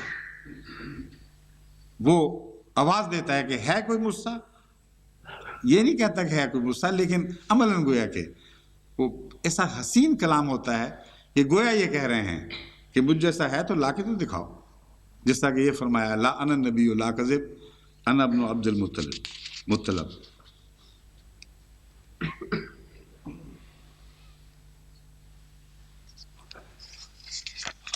پھر صبر اور ثبات کے مضمون کا اپنے موقف سے ایک گہرا تعلق ہے۔ میں نے بیان کیا ہے کہ صبر کرنے والے خطرات کی طلب نہیں کرتے، لیکن اس کا یہ مطلب نہیں ہے کہ جہاں موقف سے تعلق کے نتیجے میں خطرات درپیش ہوں وہاں موقف میں کوئی نرمی دکھاتے ہیں۔ یہ دو الگ الگ باتیں ہیں، ان کو سمجھنا چاہیے۔ دعوت اللہ کرنے والی جماعت کے لیے تو اس مضمون پر گہری نظر رکھنی چاہیے۔ کوئی ایسی بات نہیں کرتے کہ جس کے نتیجے میں وہ خدا کے سامنے یہ شوخیاں دکھاتے ہوں کہ اے خدا لا مصیبتیں ہمارے سامنے اور ہم اس میں صبر کر کے دکھائیں گے۔ خدا کے سامنے کوئی شوخی نہیں چلا کرتی، نہ وہ اپنے عمل اور کردار سے کوئی ایسی بات کرتے ہیں کہ جسے حماقت کے ذریعے ہلاکت کو طلب کرنا قرار دیا جا سکے۔ کوئی ایسی بیوقوفی کی بات نہیں کرتے، کوئی ایسا جاہلانہ حملہ غیروں پر نہیں کرتے کہ اس کے نتیجے میں غیروں کو جواز مل جائے کہ وہ ان کے خلاف سخت جوابی کارروائی کریں۔ پرامن لوگ ہیں، لیکن ان کی نیکی خود ان کے لیے خطرہ بن جاتی ہے، ان کا پیغام خود ان کے لیے خطرہ بن جاتا ہے۔ ایسی صورت میں وہ پیغام سے وفا کرتے ہیں اور پیچھے نہیں ہٹتے۔ پس بظاہر وہ خطرات طلب کر رہے ہیں، لیکن حقیقت میں یہ جاہل لوگ ہیں جو یہ سمجھتے ہیں کہ خود ہی انہوں نے ایسا کیا ہے، یہ ایسا نہ کرتے تو ہم ان کی مخالفت نہ کرتے، یہ ہمیں تبلیغ کرتے ہیں، مثلا یہ کہہ دیتے ہیں۔ اگر تبلیغ کرنے کے نتیجے میں ظلم ہوتا ہے تو یہ تبلیغ کرنے والے کا قصور نہیں ہے، اس کی بے اختیاری ہے۔ اگر یہ بے اختیاری نہ ہوتی تو دنیا میں رسالت کا مضمون چل ہی نہیں سکتا، آغاز ہی نہیں ہونا تھا اس کا، پہلا نبی دنیا میں نہ آتا۔ وہ جانتا ہے کہ خطروں کو طلب نہیں کرنا، مگر یہ جانتا ہے کہ یہ پیغام ضرور دینا ہے اور اس کے نتیجے میں جتنے خطرات بھی لاحق ہوں گے میرا قصور نہیں ہے، وہ خطرہ لاحق کرنے والوں، خطرات ہم پر پھینکنے والے اور مصیبتوں میں مبتلا کرنے والوں کا قصور ہوگا۔ یہ وہی مضمون ہے جو آدم کا خلیفہ بنانے والا مضمون، کہ خون بہائے گا زمین میں، فساد پیدا کرے گا۔ اللہ فرماتا ہے تمہیں نہیں علم ان باتوں کا۔ خون اور فساد بہنے کا انکار نہیں فرمایا خدا نے، خون بہنے اور فساد برپا کرنے کا انکار نہیں فرمایا خدا تعالیٰ نے، لیکن اسے آدم کا قصور نہیں مانا، یعنی اپنے خلیفۃ اللہ کا قصور نہیں مانا۔ بس یہ وہ مضمون ہے جو رسول اکرم صلی اللہ علیہ وسلم کی زندگی میں آغاز سے آخر تک روشن ہے اور روشن تر ہوتا چلا جاتا ہے۔ سب سے بڑا خطرہ رسول کو اس وقت ہوتا ہے جب وہ اکیلا آواز اٹھاتا ہے اور ساری سوسائٹی اس کے مخالف ہوتی ہے۔ امن کے نام پر، صلح کے نام پر پیغام سے باز نہیں آتا۔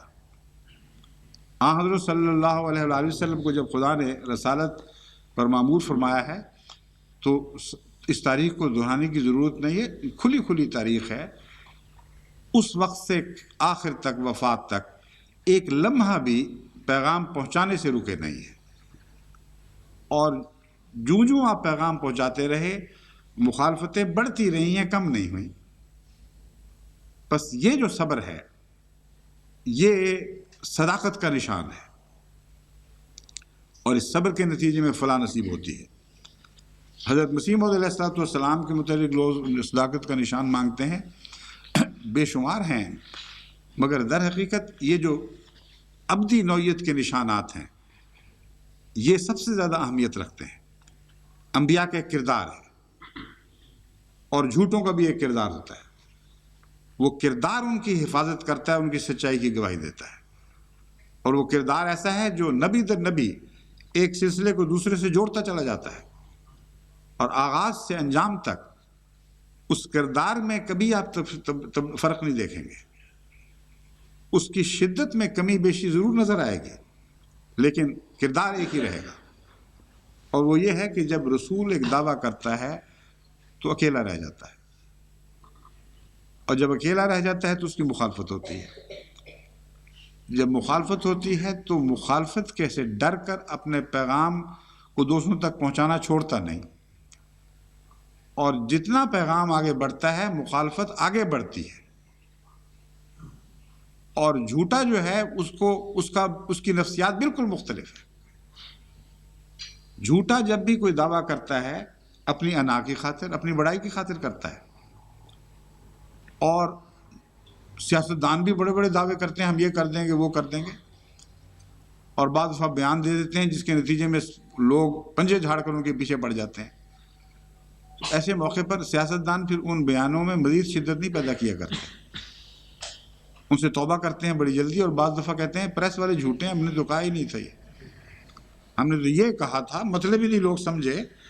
دنیا بھر کے سیاستدان یہ رویہ اختیار کرتے ہیں، اور جھوٹا تو بطور خاص فوراً اپنے بیان سے، اپنے موقف سے پیچھے ہٹ جاتا ہے، کیونکہ اس کا تو مقصد ہی دنیا کمانا یا وجاہت طلبی ہوتا ہے، اپنے نفس کی خاطر، اپنی عزت کی خاطر جھوٹ بولتا ہے۔ اگر جھوٹ بولنے کے نتیجے میں جوتیاں پڑنی شروع ہو جائیں، مار پڑنے لگے، سزائیں ملیں، تو کون جھوٹا ہے جو اس پر قائم رہے؟ پھر ناممکن ہے۔ ایسے شخص کو جھوٹا کہا ہی نہیں جا سکتا۔ اگر ایسے شخص کو جھوٹا کہیں گے تو کہنے والا پاگل ہوگا۔ پس صبر اپنی تعلیم پر ایسے حالت میں کہ وہ دشمنیوں کو دعوت دیتی ہو اور دشمنیاں بڑھتی چلی جائیں، اور جتنی دشمنیاں بڑھتی چلے جائیں آپ اپنے دعوے میں اور زیادہ قائم اور ثابت ہوتے چلے جائیں، یہ سچائی کی نشانی ہے۔ اس میں استثناء اگر ہیں تو اس کی اور وجوہات ہیں، میرے ذہن میں بعض استثنائی کیفیات ہیں، لیکن اس وقت اس کا موقع نہیں ہے، وہ ایک الگ بحث ہے۔ لیکن اس ضمن میں ایک بات یاد رکھیں کہ دوسری ایسی حرکت پاگلوں سے ہوتی ہے، اور بہت سے استثناء کا جواب پاگل پن کے مضمون میں ملے گا۔ یا ایسا شخص سچا ہے یا پاگل ہے، تیسری بات کوئی نہیں۔ پس اہل عرب اور خصوصاً قریش مکہ جو حضرت محمد رسول اللہ کو سچا جانتے تھے، ان کے لیے بڑا مہمہ تھا، کیسے جھوٹا کہیں، اور ہر دعوے کے بعد سزا مل رہی ہے، اور بڑی سخت سزا مل رہی ہے، اور یہ پیچھے نہیں ہٹ رہا۔ تو ایک ہی علاج ان کے پاس تھا کہ پاگل ہو گئے، جن چڑھ گئے۔ تو یہ حرکتیں دو آدمیوں سے ممکن ہیں، یا وہ جھوٹا ہے تو پیچھے ہٹ جائے گا اور اپنے موقف کو چھوڑ دے گا اور کبھی اس پر قائم نہیں رہ سکتا، اور اگر غلط ہے اور سچا بھی نہیں مگر غلط ہے اور موقف پہ قائم ہے تو ضرور پاگل ہوگا۔ پاگلوں کو ہم نے دیکھا ہے، ان کو جتنا مرضی مارو، کوٹو، گھسیٹو، وہ اپنی ضد تو نہیں چھوڑتے، مار کھاتے جاتے ہیں، مگر وہی کہتے ہیں جو ایک دفعہ کہہ بیٹھے۔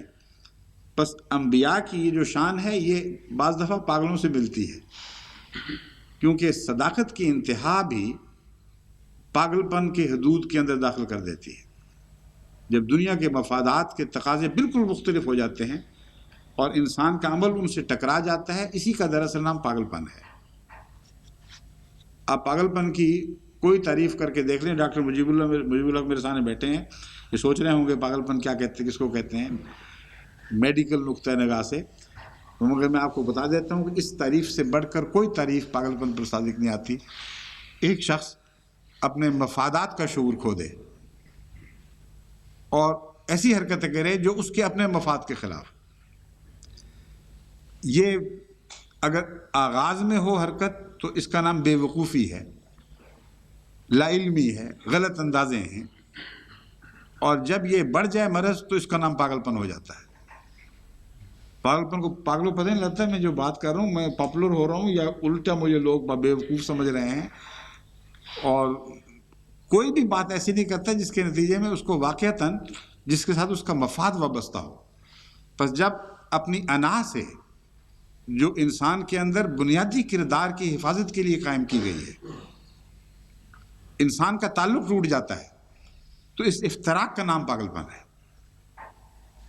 انبیاء علیہ السلام کا تعلق خدا سے اتنا بڑھ جاتا ہے کہ اپنی انا سے تعلق ٹوٹ جاتا ہے. ہر چیز خدا کی خاطر کرتے ہیں، اور انسانی انا کے زاویے سے ان کا مسلک سمجھ نہیں آتا. اس لیے سچا ہونے کے باوجود بھی یقین نہیں لوگ کرتے کہ ایسا سچا کیسے ہو گیا کہ باتیں وہ کرتا ہے جس کے نتیجے میں مار پڑ رہی ہے، فساد برپا ہو رہے ہیں، اور حیثیت ہی کوئی نہیں. اپنی حیثیت تو دیکھے اور ٹکرے لے رہا ہے سب سے. اگر ایسا آدمی پاگل ہو، دو ہی باتیں ہو سکتی ہیں نا، سچا اور پاگل. اگر سچا اور پاگل ہو تو وہ پھر ہلاک ضرور ہو جاتا ہے، کامیاب نہیں ہوتا. یہ فرق ہے جو نبی کو غیر نبی کے مقابلے پر نمایاں کر کے دکھا دیتا ہے. پہلی شرط یہ کہ وہ سچائی پر ثابت قدم، اس کے نتیجے میں ماریں کھاتا ہے اور صبر دکھاتا ہے، اور موقف سے ہٹنے کی بجائے اس موقف پہ آگے بڑھتا چلا جاتا ہے. اب اسی مضمون کو آج کل کے زمانے میں حضرت مسیح موعود علیہ السلام پر چسپاں کر کے دیکھیں، آپ حیران ہوں گے کہ ایک دعویٰ کیا، وہ بڑا ان پاپولر نکلا، مسیح زندہ نہیں، فوت ہو گئے. سارے مسلمان ہاتھ دھو کے پیچھے پڑ گئے. عیسائی حکومت تھی جن کے ہاں خدا کا بیٹا تھا، وہ دشمن ہو گئی. دعوے سے پیچھے ہٹنے کی بجائے ایک اور ان پاپولر دعویٰ کر دیا. فرمایا کہ میں مہدی بھی ہوں، مسیح بھی ہوں، میں وہی مسیح ہوں جس کو میں مار بیٹھا ہوں، لیکن روحانی اور اخلاقی لحاظ سے میں وہ ہوں. تو وہ جو ایک علمی سی بحث تھی جس میں ذاتیات شامل نہیں تھی، اس کو ذاتیات کے ساتھ ملا کر اپنے آپ کو خطرے کے مقام پر لا کھڑا کیا. اور ہر شخص کہہ سکتا تھا دیکھو مارا ہے اپنی ذات کی خاطر، اپنے آپ کو زندہ کرنے کے لیے اس بیچارے کو مار بیٹھے، لیکن پیچھے نہیں ہٹے، آگے بڑھتے چلے گئے. حضرت کرشن کو نبی قرار دیا اور فرمایا کہ کرشن جو تمہارے اندر آنا تھا وہ میں ہوں، مجھے قبول کرو. تو کرشن کے اس دور میں کرشن کی آمد کو قبول کر رہے ہو. سب سے بڑی طاقت انگریزوں کی تھی جو عیسائی طاقت تھی. ان کی سلطنت کے استحکام کا راز عیسائیت کے استحکام میں تھا، اور ان سے ٹکر لے لی. سب سے بڑی پشت پناہی مسلمانوں کی حاصل ہو سکتی تھی. مسیح کو مار کر سارے مسلمانوں کو مخالف کر لیا اور اپنی پشت کو پیچھے سے پشت کی حفاظت کو رد کر دیا، اس سے باہر آ گئے، اس سے دور ہٹ گئے. اور پھر سب سے بڑی طاقت ہندوستان میں ہندو قوم کو تھی. ان کے سامنے یہ دعویٰ کر دیا کہ کرشن تو میں ہی ہوں. اب وہ قبول کر سکتے تھے؟ اچانک شدید نفرت کی لہر ہندوؤں میں بھی دوڑ گئی. اور پھر سکھوں کے ساتھ گھرے ہوئے، آج بھی قادیان سکھوں کے دائرے میں ہے، جن کے متعلق جانتے ہیں کہ وہ بڑی جنگجو اور سخت گیر قوم ہے. اگر کسی بات پہ غصہ ہو تو پھر بڑا سخت رد عمل دکھاتے ہیں.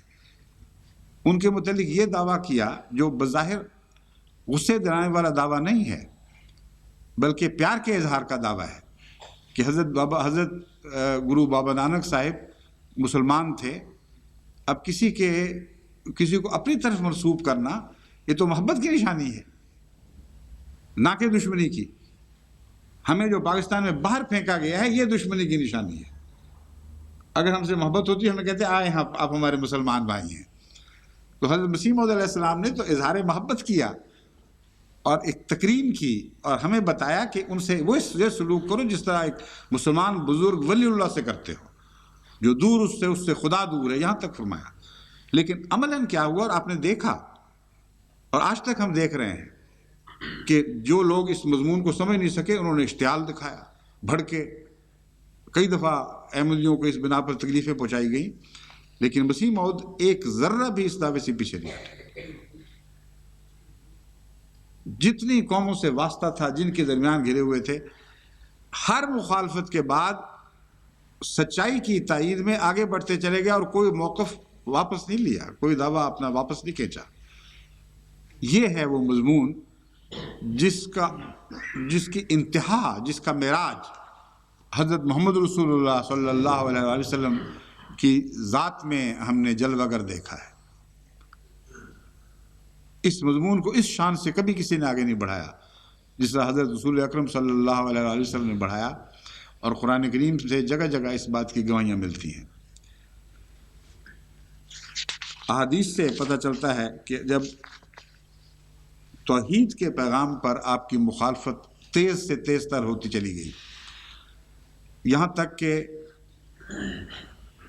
حضرت ابو طالب نے آپ کو بلایا جو آپ کے چچا تھے، اور یہ کہا کہ محمد اب حد ہو گئی ہے، میری قوم میری عزت اور وقار کی خاطر اور اس لیے کہ قریش اکٹھے رہیں، عرب روایات کے کا پاس رکھتے ہوئے تم سے زیادہ سختی نہیں ابھی کر رہی، لیکن اب میرے پاس قوم کے بڑے آئے تھے اور انہوں نے مجھے کہا ہے کہ اب اس سے زیادہ ہم برداشت نہیں کر سکتے، اس لیے اگر تم توحید کا پیغام پہنچانے سے باز نہ آئے تو مجبوراً مجھے اپنی پناہ سے اٹھا لینی پڑے گی۔ یہ مضمون تھا۔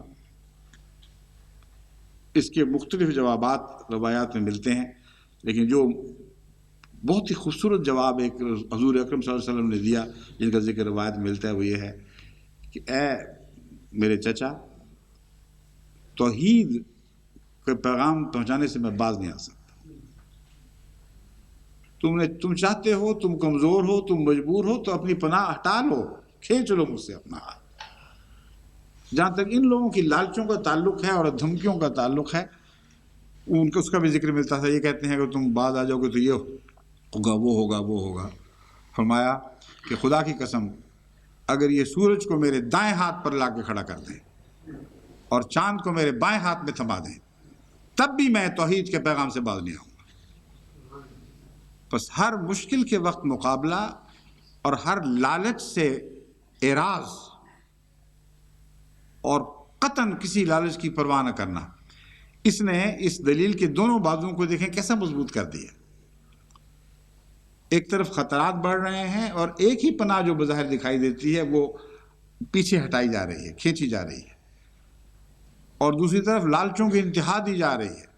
وہ تو سمجھتے ہیں نا جھوٹا ہے، اور وہ یہ عقل رکھتے تھے، آج کل کے لوگوں کی طرح بیوقوف نہیں تھے، اتنا پتہ تھا کہ اگر جھوٹا ہے تو ضرور لالچ ہوگی، اور لالچ دیں گے یا خوف دلائیں گے تو یہ جھوٹ سے باز آ جائے گا۔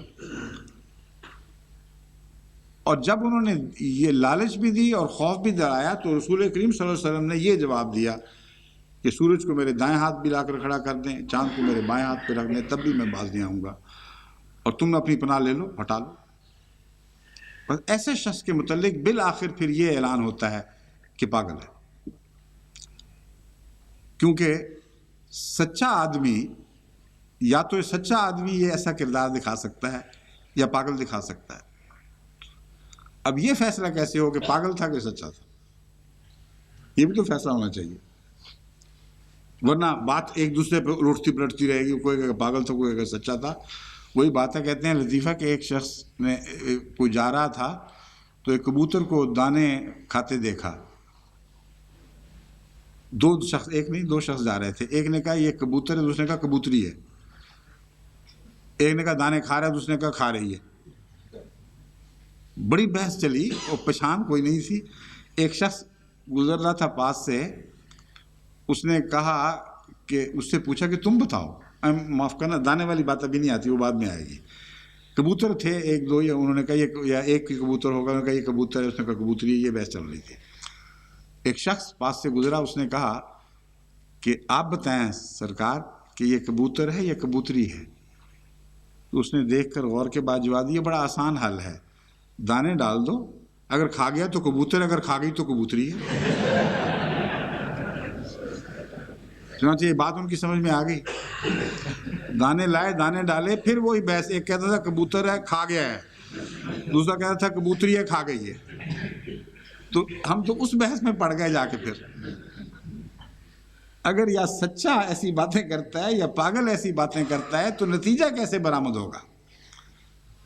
اس کے متعلق قرآن کریم یہ روشنی ڈالتا ہے، کتب اللہ لاغلبن انا ورسلی، اعلان کر دے کہ میں نے اپنے پر یہ فرض کر رکھا ہے، لکھ لیا ہے اپنے اوپر کہ میں اور میرے رسول ضرور غالب آئیں گے۔ بس کمزور ہو کر، دعووں سے چمٹ کر، پاگلوں والی حرکتیں کرتے ہوئے جو شخص غالب سے غالب تر ہوتا چلا جائے، ابھرتا چلا جائے، جس کی شان دنیا میں پھیلتی چلی جائے، جس کے مقابل ہمیشہ اس کی مخالفت کا زور لگانے کے باوجود ناکام ہوں اور ناکامیوں کا اعتراف کرتے رہیں، یہ ہے وہ جو خدا کا بھیجا ہوا ہوتا ہے، جس کو پھر آخر پاگل کہا نہیں جا سکتا سوائے اس کے کہ کوئی پاگل ہو، وہی پاگل کہے گا۔ اس کی دوسری نشانی قرآن کریم نے یہ پیش فرمائی ہے کہ افلا یرون انا ناتی الارض ننقصها من اطرافها، افا ہے یا اوا ہے؟ افا یعنی افا نہیں، وہ مجھے پتا ہے، میں کہتا ہوں افا لفظ تھا یا اوا تھا؟ افلا، مجھے افا یاد ہے، بہرحال اگر کوئی غلطی ہے تو اللہ معاف فرمائے۔ افلا یرون انا ناتی الارض ننقصها من اطرافها افهم الغالبون، کہ دیکھتے نہیں ہیں جو ٹکر لینے والے ہیں محمد رسول اللہ کی زمینیں تنگ کرنے کی کوشش کر رہے ہیں، اور ان کی زمینیں تنگ ہو رہی ہیں۔ جس میدان میں ٹکر لیتے ہیں ان کی زمین چھوٹی ہو جاتی ہے اور اس کی بڑی ہو جاتی ہے۔ پھر یہ کیسے کہتے ہیں کہ جھوٹا ہے؟ پھر یہ کیسے کہتے ہیں کہ یہ غالب آئیں گے؟ پس انا و رسولی کے غلبے کا وعدہ بعض دفعہ دور کے وعدوں سے تعلق رکھتا ہے، اس کی قریب کی بھی تو پہچان ہونی چاہیے۔ حضرت عیسیٰ علیہ السلام بھی تو یہی کہتے تھے، ہر نبی نے یہی کہا، مگر سوال یہ ہے کہ کیا پتہ کہ 300 سال کے بعد کوئی غالب آئے گا کہ نہیں، اس عرصے میں کتنی نسلیں مر جائیں گی، وہ کس طرح فیصلہ کریں گی؟ تو کلام الہی کامل نہیں ہو سکتا جب تک قریب کی علامتیں بھی ظاہر نہ فرمائے، اور اس آیت میں قریب کی علامت بتائی ہے کہ یہ دیکھ لو جب ٹکریں لیتے ہو، ہر ٹکر میں تم ناکام ہوتے ہو کہ یہ ناکام ہوتا ہے، جب ہر ٹکر کا نتیجہ اس کا غلبہ اور تمہارا وقتی طور پر اس حصے میں مغلوب ہونا نکلتا ہے، تو تم کیسے غالب آ جاؤ گے؟ آج جو ڈش اینٹینا کے ذریعے مسیح موعود علیہ السلام کا پیغام ساری دنیا میں پہنچ رہا ہے، یہ گواہ ہے اس بات کا کہ حضرت محمد رسول اللہ صلی اللہ علیہ وآلہ وسلم کے ساتھ خدا نے جو وعدے کیے تھے وہ سارے پورے کر دکھائے، اور جو نشان دیے تھے محمد رسول اللہ کو صداقت کے، وہ دائمی نشان ہیں، اور کبھی کسی حال میں ان نشانوں کی صحت میں اور ان کے اعتماد میں آپ تبدیلی نہیں دیکھیں گے۔ انہوں نے زور مارا کہ کسی طرح ہمیں مغلوب کر لیں، وقتی طور پر شادیانوں خوشی کے شادیانے بجائے، اور جو حرکتیں کی یہ زیادہ موضوع ہے کہ بغلیں بجائیں۔ بعض جاہل پاگل اپنی خوشی کے اظہار کے لیے بغلیں بجاتے ہیں، بہت بیہودہ لگتے ہیں لیکن بجاتے تو ہیں نا۔ انہوں نے واقعتاً بغلیں بجائیں، ہم نے روک لیا، ہم نے پیغام رسانی ختم کر دی، اور اب اقرار کر رہے ہیں کہ وہ گھر گھر پہنچ گئے، روک لو اب ان کو روک سکتے ہو تو۔ اشتہار چھپ رہے ہیں اور ان میں لکھا جا رہا ہے کہ خدا کے لیے اس کو لکھو اور آگے لوگوں تک پہنچاؤ۔ محمد رسول اللہ کا واسطہ دے کے کہتے ہیں کہ لوگوں کو بتا دو کہ بڑے سخت خطرات درپیش ہے، وہ جس کو تم نے نکالا تھا، جس کی آواز رسانی بند کی راہ میں حائل ہو گئے تھے، جس سے تعلق کاٹ دیا تھا، ان سے تعلق تو درکنار، وہ ہمارے ایک ایک گھر میں اترنا شروع ہو گیا۔ یہ میرا یا آپ کا کمال نہیں، محمد رسول اللہ کی صداقت کا ایک نشان ہے۔ قرآن کریم نے رسول اللہ صلی اللہ علیہ وسلم سے جو وعدے کیے تھے کہ تم صبر کے ساتھ اپنی تعلیموں پر قائم رہنا، میں تمہارے ساتھ ہوں، دنیا کبھی تمہارا کچھ بگاڑ نہیں سکے گی۔ میرے غلبے کا نشان پہلے سے بڑھ کر شان کے ساتھ روشن ہو کر تمہیں ملتا رہے گا۔ بس اللہ کرے کہ جماعت اسی طرح صبر سے اپنی نیکیوں پر قائم رہے، اور جیسا پھل اس نے اب کھایا ہے، خدا فرماتا ہے اب اگر یہ پھل کھانے کے بعد پھر تم صبر کرو اور تقوی اختیار کرو، یعنی صبر کے نئے مضامین، نئے ایوانوں میں داخل ہو جاؤ، تو خدا وعدہ کرتا ہے اس سے بھی بڑی شاندار کامیابی تمہیں عطا ہو۔ اللہ ہمیں اس کی توفیق عطا فرمائے۔ السلام علیکم ورحمۃ اللہ وبرکاتہ۔